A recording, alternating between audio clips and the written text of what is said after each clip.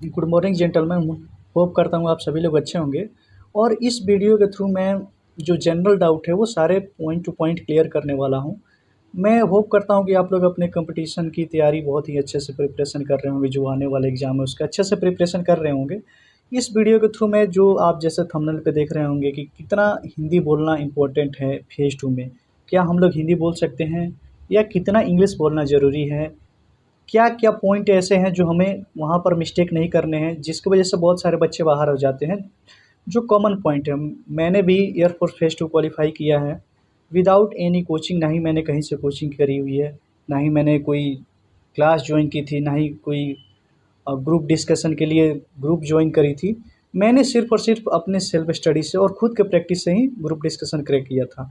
तो देखो मोस्टली क्या होता है, बहुत सारे बच्चे कोचिंग के स्कैम में फँस जाते हैं।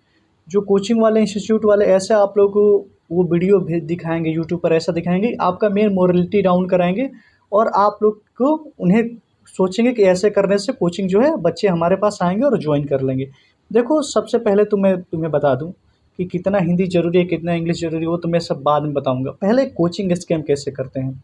देखो, बहुत सारे कोचिंग इंस्टीट्यूट वाले ऐसा मिथ क्रिएट कर देते हैं कि ग्रुप डिस्कशन में जो है फुल्ली इंग्लिश अलाउ है, तो ऐसा कोई बात नहीं है।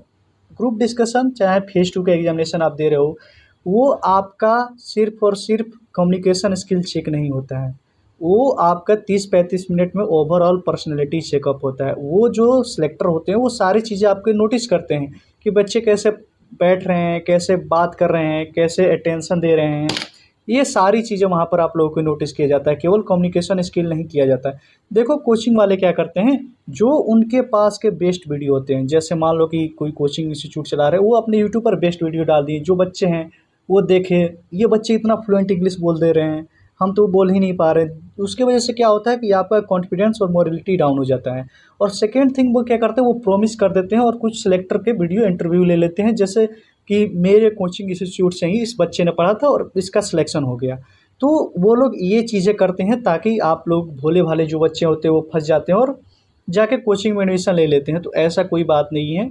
आप लोग अगर सेल्फ स्टडी से चाहें फिर भी आप ग्रुप डिस्कशन क्लियर कर सकते हैं। वो मैं सारे पॉइंट क्लियर करूँगा। देखो ग्रुप डिस्कशन या फेज़ 2 वो कुछ नहीं होता है, वो एडेप्टेबिलिटी टेस्ट होता है। उसमें क्या-क्या पॉइंट चेकअप होता है मैं तुम्हें बता दूँ। पहला नंबर वो होता है राइटिंग स्किल। तुम तो जानते हो कि जैसे स्पीकर पर वो तुम्हें 3 मिनट बजा देंगे, जो भी डाउट टॉपिक है, और आफ्टर दैट वो क्या बोलेंगे 5 मिनट आपको उस पे लिखना है। तो आपको क्या करना है कि पॉइंट टू पॉइंट लिखना है और हैंडराइटिंग थोड़ी अच्छी से लिखना है। सेकंड थिंग वो चेकअप होता है आपका लिसनिंग स्किल, आप कैसे सुन रहे हो। अगर कोई पार्टिसिपेट कर रहा है या किसी पॉइंट पे बोल रहा है तो आप अच्छे से सुन पा रहे हो कि नहीं, क्या आप डिस्टरबेंस क्रिएट कर रहे हो या फिश मार्केट क्रिएट कर रहे हो। Third thing is your communication skill, कि आपका कम्युनिकेशन स्किल कैसा है। तो देखो मैं ये मानता हूँ कि अगर आपका कम्युनिकेशन स्किल उतना सही नहीं है, मान लो टूटी-फूटी, कितना लेवल तक कम्युनिकेशन स्किल चाहिए। अगर आपके पास टूटी-फूटी इंग्लिश भी है ना, तो आप कर सकते हो। कोई ज़रूरी नहीं है कि बहुत फ्लुएंट आपको कम्युनिकेशन स्किल चाहिए, क्योंकि वहाँ पर तुम सिर्फ़ और सिर्फ़ अग्निवीर के लिए जा रहे हो। तुम कोई फ्लाइंग ऑफिसर के लिए नहीं जा रहे हो, तुम एयरकट के थ्रू नहीं जा रहे हो। वहाँ पर सेलेक्टर खुद वो बताते हैं कि जो बच्चे आ रहे हैं वो नॉर्मली तुमसे एक्सपेक्ट करते हैं, ज़्यादा नहीं करते। और देखो ग्रुप डिस्कशन से बाहर कोई नहीं होता है। अगर तुम ओवर एक्साइटेड हो जाओगे, अपने आप को ज़्यादा शो करोगे वहाँ पर, तो फिर तो आउट हो जाओगे।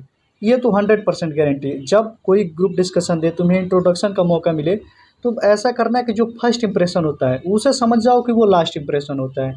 अगर तुम्हें इंट्रोडक्शन मिल रहा है तो वहाँ पर तुम बस अच्छे से कर दो और अच्छे से बोल दो। बस 1 मिनट बोल दोगे, तुम्हारा 50% ग्रुप डिस्कशन वहीं पर क्लियर, सेलेक्टर समझ जाएगा कि ये बच्चा अच्छा है।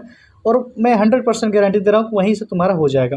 आफ्टर दैट तुम्हें कितना टाइम तक पार्टिसिपेशन करना है, कितना मिस्टेक कौन-कौन से अवॉइड करना। देखो पहला नंबर, तुम जैसा सीट कर रहे हो पोस्चर तुम्हारा सही होना चाहिए। पोस्चर एकदम बॉडी का सही रहना चाहिए। सेकंड थिंग, जब ज़्यादा लोग पार्टिसिपेट करें तो वहाँ पर पार्टिसिपेट नहीं करना, क्योंकि वो फिश मार्केट बन जाता है। अगर कोई अच्छा बोल रहा है तो वो उससे सुनना है, और जो सिलेक्टर बैठे होते हैं उनसे आई कांटेक्ट तो कभी मिलाना ही मत। क्योंकि देखो अगर तुम आई कांटेक्ट मिलाए, साफ नेगेटिव पॉइंट आ जाता है। अब देखो जो मोस्टली डाउट होता है, क्या हिंदी हम लोग बोल सकते हैं। देखो मैं तुम्हें बता दूं कि टूटी-फूटी इंग्लिश आती है वो भी चल सकती है। समटाइम्स क्या होता है कि कुछ वर्ड ऐसे हैं कि हम लोग भूल जाते हैं, जैसे स्टक कर जाते हैं कुछ सेंटेंस बोलने के बाद, तो उस टाइम पे आप थोड़े हिंदी 1-2 वर्ड बोल सकते हैं। नहीं तो बहुत सारे इंग्लिश के भी ऐसे वर्ड होते हैं जैसे as you know, like that, ये सब बिकॉज़ ऑफ आप यूज़ कर सकते हैं। अगर आप नहीं कर पा रहे हो, हिंदी भी कर लिए, तो कोई गलती नहीं होगा 1-2 वर्ड के लिए। लेकिन अगर आप सोच रहे हो कि पूरा मैं इंग्लिश में नहीं बोलूँ, 1-2 सेंटेंस हिंदी में बोलते जाऊँ, तो देखो वहाँ पर इतना नहीं चलेगा, वो बाहर कर देंगे।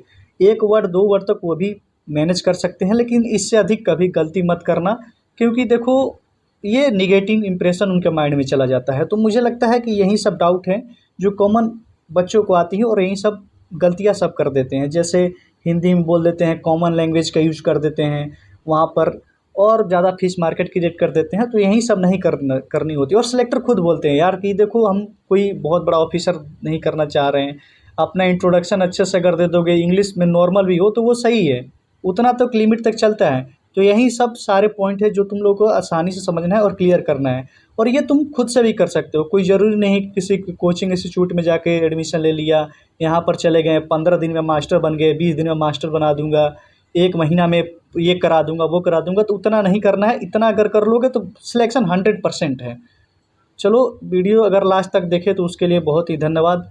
अगर आपको नेक्स्ट वीडियो चाहिए तो ज़रूर कमेंट करें कि किस टॉपिक पर मैं नेक्स्ट वीडियो बनाऊँ।